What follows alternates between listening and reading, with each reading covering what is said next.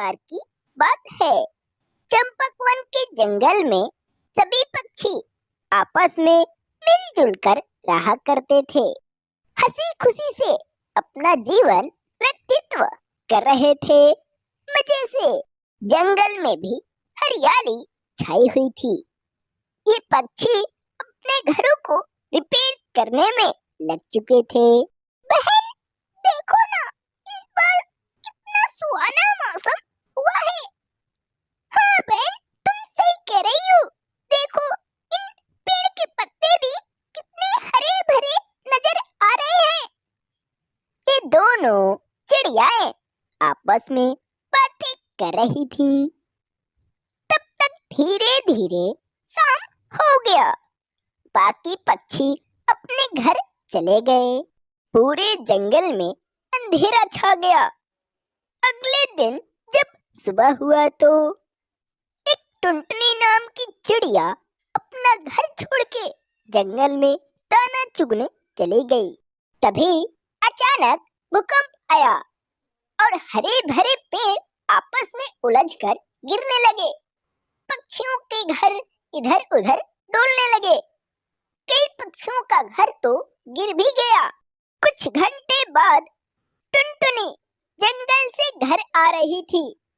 हे प्रभु, पता नहीं मेरा घर कैसा होगा। जंगल के तो पेड़ आधे से ज्यादा गिर चुके हैं। बेचारी टुनटुनी रोते हुए आ रही थी। आकर देखती है तो इसका घर बिल्कुल टूट चुका था। चिड़िया देखकर निराश हुई। हे भगवान, अब मैं क्या करूं? कितनी मेहनत से इस घर को बनाई थी, उसको भी अब तोड़ दिए। बेचारी चिड़िया बहुत रो रही थी। जंगल में काफी नुकसान होने के बाद भी ये पक्षी अपना घर रिपेयर करने लगे। फिर से उन्हीं पेड़ों पे अपना घोंसला और घर बनाने लगे। टुनटुनी भी घोंसला बनाने की तैयारियां करने लगी। फिर से सभी पक्षी हंसी खुशी से रहने लगे। पीपल के वृक्ष पर कई सारे पक्षी रहा करते थे। वहीं गरीब टूनी चिड़िया का घर भी था। चिड़िया भी हंसी खुशी से रहा करती थी इन्हीं पक्षियों से मिलजुल कर। भैया, लगता है कि आजकल में बारिश आने वाली है। हमारा घर भी पुराना हो चुका है। हाँ बहन, तो घर को तो रिपेयर करना पड़ेगा। चलो घर को रिपेयर करें। सभी पक्षी एक एक करके जंगल की तरफ चले गए। ये आलसी चिड़िया कहती है कि अभी बारिश तो 1 से 2 दिन में आएगा। तब तक मैं अपना घर बना लूंगी। शाम को जाकर कुछ लकड़ियाँ ला दूंगी। चलती हूँ नहर की तरफ, कुछ भोजन कर आऊं। भूख बहुत तेज लगी है। चिड़िया नहर की तरफ मजे मजे से चली गई। ये सब पक्षी लकड़ियाँ लेकर चल पड़े। रानू अपने इन दोनों अंडों के पास बैठी हुई थी। इस बार तो ये दोनों चूजे मेरे ही कलर के होंगे, मेरे ही जैसे, जो काफी सुंदर दिखेंगे। चिड़िया ऐसी बातें सोच रही थी। इस घने जंगल में जानवर बहुत कम थे। शाम होने लगा।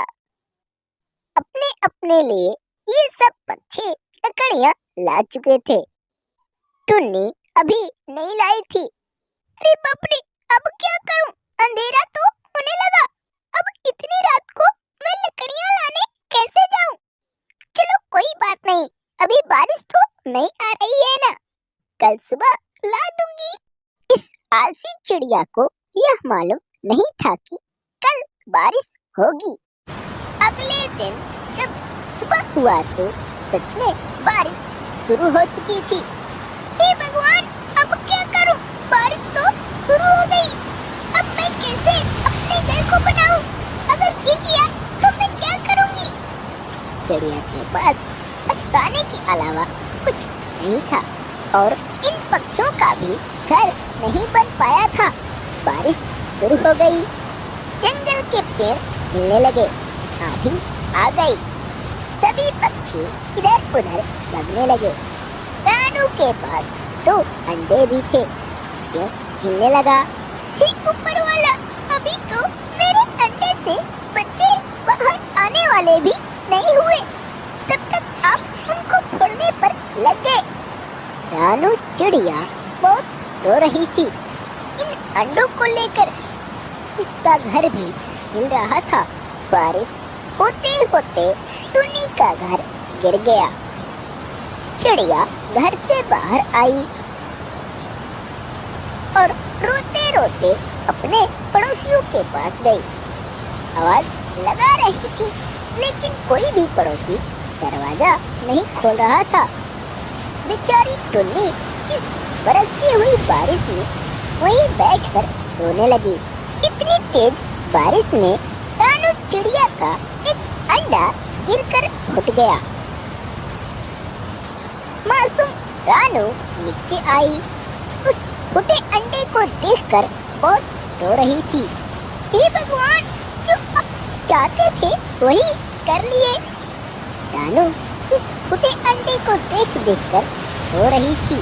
धीरे धीरे शाम होता गया। अभी बारिश बंद नहीं हुई थी। अगले दिन जब सुबह हुआ तो बारिश बिल्कुल बंद हो चुकी थी, लेकिन जंगल के कई पक्षियों का घर भी उजड़ चुका था। नीचे बैठकर रो रही थी। टुन्नी की यह हालत देखकर कोलू कहता है कि बहन, तुम रो मत। अगर बारिश आने से पहले तुम अपने घर को बना देती तो शायद आज यह घटना नहीं होता। इसीलिए समय से पहले किसी भी कार्य को कर लेना चाहिए। इस कहानी को सुनने के बाद चिड़िया पता नहीं कितना रोई, लेकिन रोने से क्या होगा, जो होना था वो तो हो गया।